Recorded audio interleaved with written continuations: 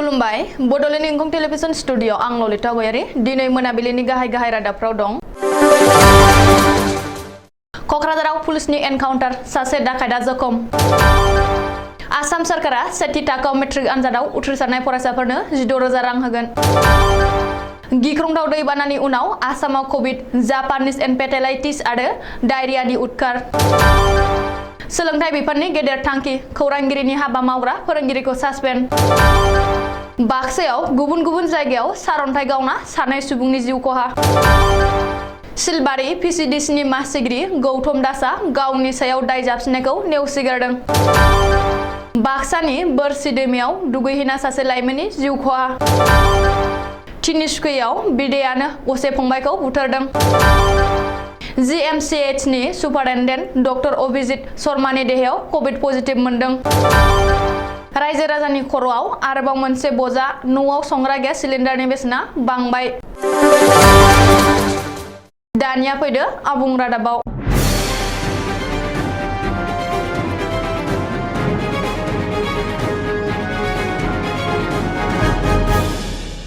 कक्राझाराव फिन पुलिसनि एनकाउन्टार। कक्राझार पुलिसआ सासे थिखादारनिफ्राय हिन्दी सावथुननि आदबजों सिलाबादि रां सिख'ना लांग्रा डाकाइटखौ एनकाउन्टार खालामदों। कक्राझार पुलिसनि बे एनकाउन्टाराव बिनय दास मुंनि डाकाइटआ आथिंआव गुलि नांजाना गोब्राब जखम जायो। बालाजान तिनिआलि कारिगाव लामायाव जादों बे एनकाउन्टार जाथाया।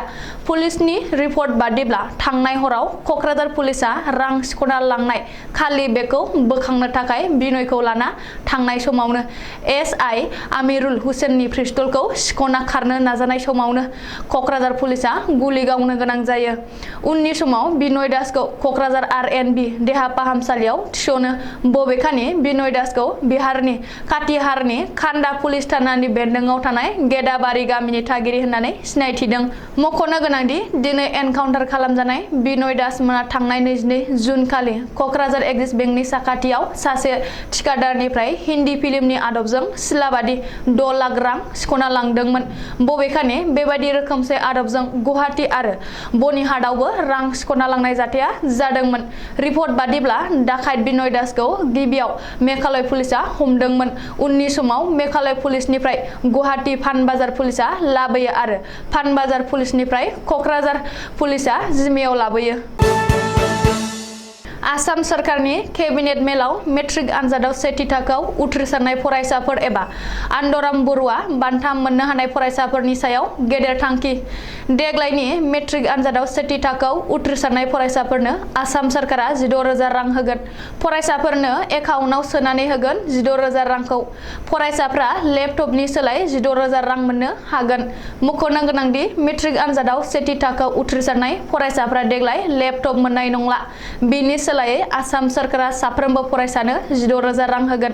मेट्रिक आनजादाव सेथि थाखोआव उथ्रिसारनाय फरायसाफोरनो आसाम सरकारा बोसोरफ्रोमबो आन्दाराम बरुवा बान्था होबोदों।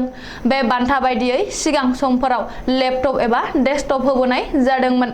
नाथाय देग्लाय लेपटपनि सोलाय 16,000 रां होगोन मेट्रिक आनजादाव सेथि थाखोआव उथ्रिसारनाय फरायसाफोरनो। मख'नो गोनांदि मंगलबारखालि गिबि मन्थ्रि डक्टर हिमन्त बिश्व शर्मानि दैदेननायाव जुथुमनाय केबिनेट मेलाव बे थांखिखौ लादों। गिख्रंथाव दैबानानि उनाव आसामाव कभिड, जापानिज एनकेफेलाइटिस आरो डायरियानि उदखार। दैबानानि उनाव रायजोआव कभिडजों लोगोसे जापानिज एनकेफेलाइटिस आरो डायरियानि गाग्लोबनाय सोराङाव फैदों। रायजोनि खना खनला जापानिज एनकेफेलाइटिस आरो डायरिया जानाय खौरां मोनदों। मख'नो गोनांदि नगाव जिल्लायाव जापानिज एनकेफेलाइटिसजों 2 आरो डायरियायाव 3 सुबुंनि जिउ गोमादों।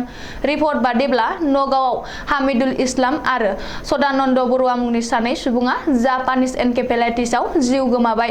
बेनि अनगायैबो खुदियाफोरजों लोगोसे माखासे सुबुंखौ गुवाहाटी मेडिकेल कलेज आरो देहा फाहामसालियाव मैया थिसननो गोनां जादों। गुबुन फारसे नगावनि रहा ओनसोलाव डायरियानि उदखार। रहायाव डायरियाजों 3 सुबुङा जिउ गोमानायजों लोगोसे माखासे सुबुंनियाव डायरिया जानाया सोराङाव फैदों। मख'नो गोनांदि नगावनि अनगायैबो रायजोनि माखासे जिल्लायाव गिख्रंथाव दैबानानि उनावबो गुबुन गुबुन बेराम आजारजों लोगोसे जापानिज एनकेफेलाइटिस जानायनि खौरां मोननो हादों। बेखौबो मख'नो नांगोन दि रायजोआव महामारिया कर'ना भाइरासनि गाग्लोबनायाबो डाबल सेन्चुरि मारिबाय। मंगलबारखालि रायजो नाङै 210 सुबुंनि देहायाव गोदानै कर'ना पजिटिभ मोननो हादों। आसामनि सोलोंथाइ बिफाननि गेदेर थांखि फोरोंगिरि साख्रि मावनायनि उनावबो LIC एजेन्ट आरो खौरांगिरिनि हाबा मावग्रा फोरोंगिरिफोरनि सायाव गोख्रों राहा लादों आसाम सरकारा। मख'नो गोनांदि सोरखार फोरोंगिरि महरै साख्रि मावनायनि उनावबो गुबुन गुबुन हाबायाव लोब्बा थानाय फोरोंगिरिफोरनि हेंथायै गिबि मन्थ्रि डक्टर हिमन्त बिश्व शर्मानि सोरखारा एक्सन लाबाय। मख'नो गोनांदि खौरांगिरिजों लोब्बा थानाय फोरोंगिरिखौ साख्रिनिफ्राय सासपेन्ड खालामबाय सोलोंथाइ बिफाना। मिथिनो हानाय बायदिबा मुकालमुवानि राजेन डेका मुंनि सासे फोरोंगिरिखौ सोलोंथाइ बिफाना सासपेन्ड खालामबाय। राजेन डेकाया लावपारा गोजौ फरायसालियाव लोगो फोरोंगिरि साख्रि मावनायजों लोगोसे मोनसे खौरांलाइयाव जायगानि खौरांगिरि महरैबो खामानि मावोमोन। नलबारि जिल्लानि स्कुल इन्सपेक्टरनि बिथोन बायदियै राजेन डेकाखौ सासपेन्ड खालामनाय जादों।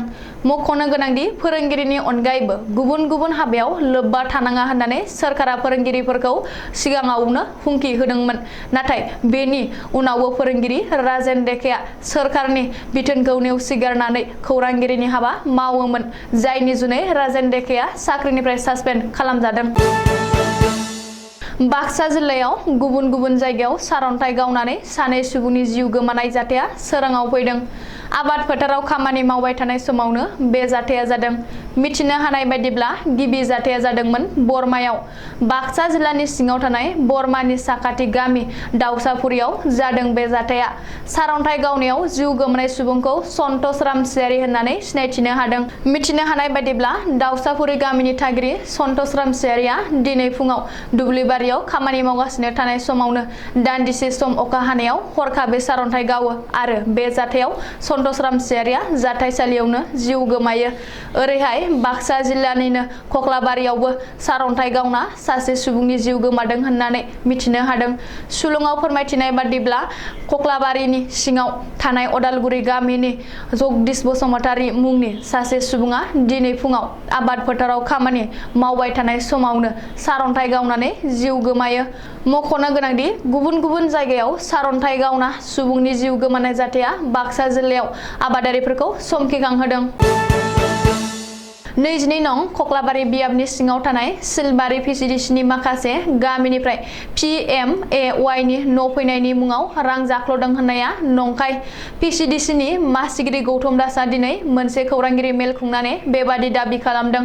मख'नो गोनांदि सिलबारि PCDCनि सिङाव जायफोरनि मुङाव PMAY नि सोरखारि न' सफैदों बिसोरनिफ्राय चेयारमेन मेम्बारफ्रा रां दाबि खालामदों होनना गोख्रों अजद थिखांनाया नंखाय होननानै खौरांगिरिनि मेलाव रोखा फोरमायदों।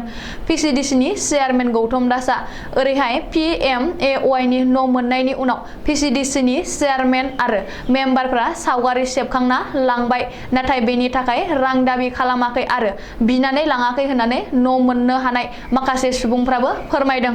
बेखौबो मख'नो नांगोनदि जायफोर सुबुङा सोरखारनि न' मोनाखै होननानै अजद दैखांदों बिसोर सोरखारनि न' मोनथावना नङा आरो PMAY नि न' मोननायनि आवथायाव गोग्लैया। बिसोरहा गासैबो पाक्कानि न' लुखानाय दंखायो होननानैबो गौतम दासआ खौरांगिरिनि मेलाव बुंदों।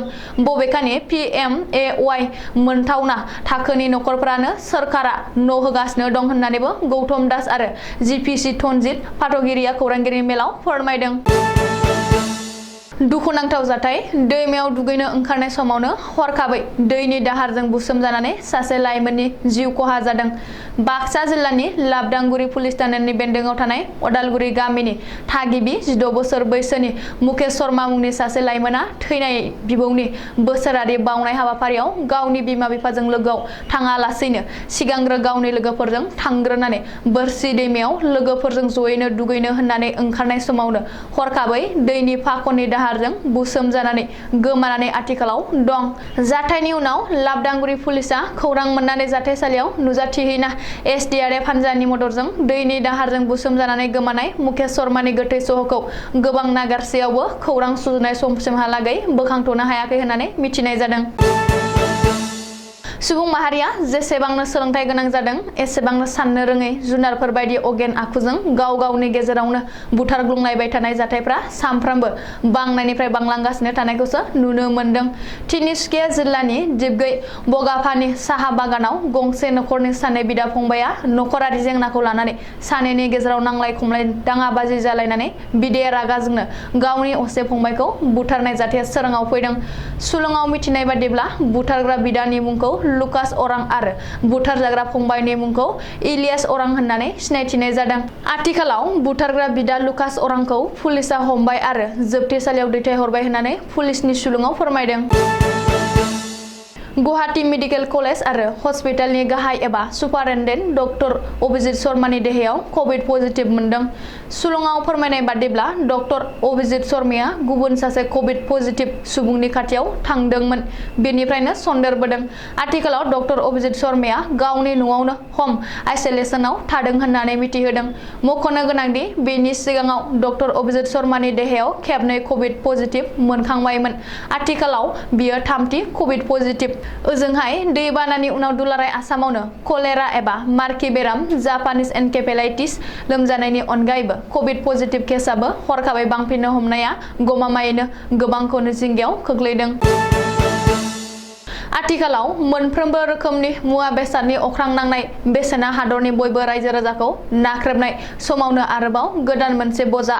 न'आव संग्रा गेस सिलिन्डारनि बेसेना बांबावबाय। 14.5 किल'ग्राम गेस सिलिन्डारनि बेसेना गंसेयाव 50 रां हिसाबै बुधबारनिफ्राय बांबावबाय। सिगाङाव गंसे गेस सिलिन्डारनि बेसेना 1003 रांमोन, नाथाय दानिया 1053 रां होनानैसो न'आव संग्रा गेसखौ बाहायनो हासिगोन। बेनि अनगायैबो 5 लिटार गेस सिलिन्डारनि बेसेनखौ गंफायाव 18 रां बांहोनाय जादों। अदेबानि कमार्शियेल एबा फालांगियारि गेस सिलिन्डारनि बेसेनखौ गंफायाव 8.50 रां बाङाइ खालामफिननाय जादों। मख'नो गोनांदि बावैसो सिगाङावसो फालांगियारि गेस सिलिन्डारनि बेसेनखौ बांहोनाय जादोंमोन। दिनैनि रादाबा एसेनोसै, गोजोन्थों।